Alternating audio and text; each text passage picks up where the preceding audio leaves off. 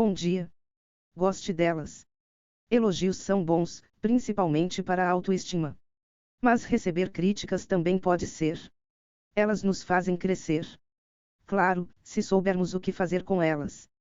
Esse é o Cego News, seu boletim diário de notícias em áudio. Hoje é quinta-feira, dia 17 de junho de 2021. Confira agora as notícias da manhã. Mundo. A cidade que ressuscitou. Nova York deu uma de Fênix. A cidade mais famosa do mundo não só dormiu como foi assassinada por muita gente durante a pandemia. Após inúmeros gritos de Nova York morreu, a luminosidade está de volta. Depois de chegar a ser o epicentro da Covid-19 e passar por meses tensos, o estado suspendeu praticamente todas as restrições pandêmicas. Na prática, locais como restaurantes, bares e cinemas já podem lotar seus ambientes, com 100% da capacidade. A temperatura não precisará mais ser medida e ninguém vai ter que ficar do lado de fora dos estabelecimentos. American Dream. As poucas exceções são, por exemplo, o uso obrigatório de máscaras no metrô e em clínicas médicas. Para os não vacinados, a máscara continua nos demais ambientes fechados. A normalidade foi possível depois que mais de 70% dos adultos do estado receberam pelo menos uma dose da vacina. Nos Estados Unidos como um todo, esse número é de 52,7% da população. E é claro, teve festa. Nova York celebrou o fim das medidas restritivas com fogos de artifício, uma cena linda. Mudando de assunto. Depois de algumas trocas de farpas, Biden e Putin se reuniram ontem, na Suíça. Ambos descreveram a reunião como positiva, mas sem grandes avanços. Joe Biden abordou os direitos humanos e os ataques cibernéticos durante a cúpula e, sobre isso, concordaram em designar especialistas para investigar os cyberataques. O que mais você precisa saber? A França retirou a obrigatoriedade do uso de máscaras ao ar livre e antecipou o fim do toque de recolher. Congresso dos Estados Unidos aprova feriado para comemorar o fim da escravidão. Taj Mahal reabre com diminuição de casos na Índia. Brasil. Witzel não gostou da CPI. Ontem, o ex-governador do Rio de Janeiro, que sofreu impeachment no final de abril, depôs a CPI da Covid-19. Vamos daquele jeito, só o que teve de mais relevante, e as conclusões ficam por vossa conta. O governo federal na pandemia, ele afirmou que o nível de cooperação do governo aos estados no combate à pandemia foi quase zero e que o presidente Jair Bolsonaro deixou os governadores à mercê da desgraça que viria. Witzel ainda disse que o único responsável pelas mortes por coronavírus tem nome, endereço e tem que ser responsabilizado por isso. O caso Marielle Franco, ele afirmou que passou a ser perseguido por ter mandado investigar sem parcialidade o caso Marielle, completando que o presidente Jair Bolsonaro cometeu crime de responsabilidade ao acusá-lo de manipular a polícia do Rio de Janeiro. Mas o que isso tem a ver com pandemia? Segundo a argumentação de Witzel, por ele não ter atuado diante do caso Marielle como Bolsonaro queria, o presidente cortou a relação entre os dois, o que teria afetado ainda mais o acesso do Estado do Rio à ajuda do governo federal na pandemia. Em outro momento, o senador Flávio Bolsonaro, que não faz parte da comissão, mas estava como convidado, trocou algumas farpas com Witzel, falando que faz questão de desmascarar a falsa narrativa criada.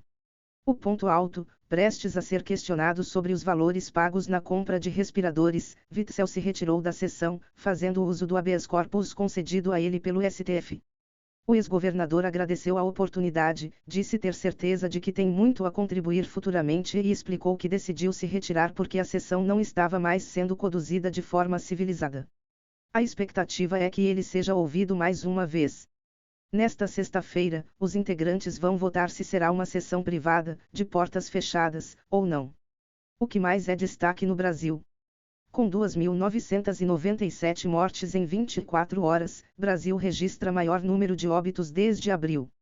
Barroso concede a Carlos Wizard direito de ficar em silêncio na CPI. Câmara aprova projeto que restringe condenação de agentes públicos. Saúde. Cada vez mais 4 olhos por aí. Se você não usa óculos, sua hora ainda deve chegar. Depois de um ano de home office e EAD, tudo por trás das telas, a miopia tem se tornado uma preocupação crescente, especialmente entre as crianças. Um estudo publicado neste ano, com base em quase 195 mil exames de visão, relatou que a miopia em crianças de 6 a 13 anos aumentou em até 3 vezes em 2020 em relação a de 2015 a 2019. No período entre 2015 e 2019, apenas 5,7% das crianças tinham miopia e, em 2020, esse número saltou para 21,5%.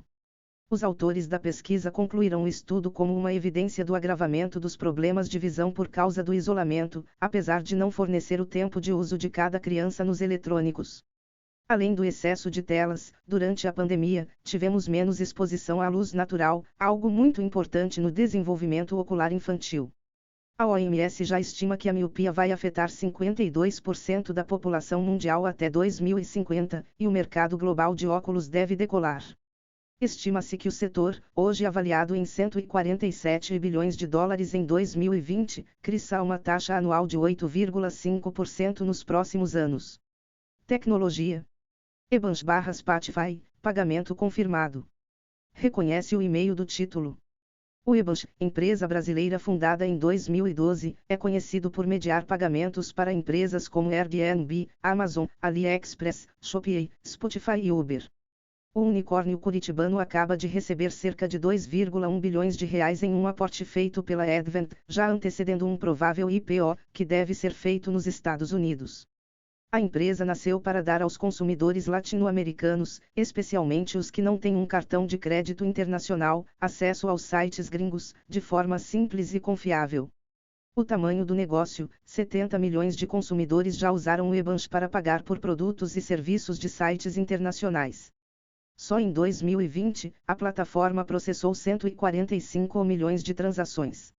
A grande vantagem da startup é ser líder de um mercado em altíssimo crescimento, com um portfólio de clientes de dar inveja, todos em constante expansão. Para onde vai tanto dinheiro? A maior parte vai para a atração de talentos, expansão, fusões e aquisições, os famosos M&As, que estão superaquecidos no momento. Unicórnio brasileiro. O que mais é relevante em tecnologia? Seção de podcasts é liberada no Facebook. Spotify lança Green Room, mais uma cópia do Clubhouse. Facebook lança novas ferramentas para moderar mensagens em grupos. Economia. A alta nos juros e o fechamento da bolsa. Alta na Selic. Nessa quarta-feira, o Banco Central elevou a nossa taxa básica de juros em 0,75 ponto percentual. O anúncio foi feito pelo Copom, sendo a terceira alta seguida, o que deixa a taxa nos 4,25%. A expectativa do mercado era essa e foi, inclusive, intensificada com o valor do IPCA, que mede a inflação, divulgado na semana passada. A projeção da Selic para o final do ano gira em torno de 6,25% e 6,5%.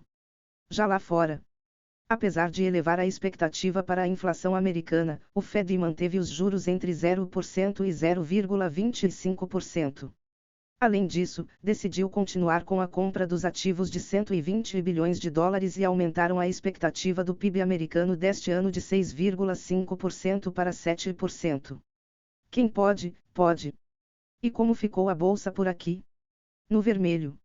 O Ibovespa teve queda de 0,64%, fechando aos 129.259 pontos.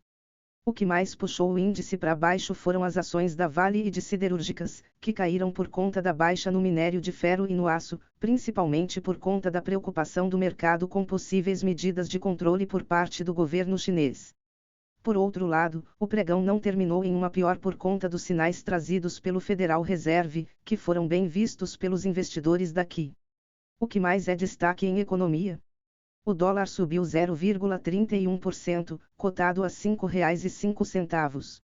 DNA Capital investe 300 milhões de reais na MIM, que digitalizou a prescrição médica. Votação da MP da Eletrobras no Senado ocorrerá a partir das 10 horas de hoje.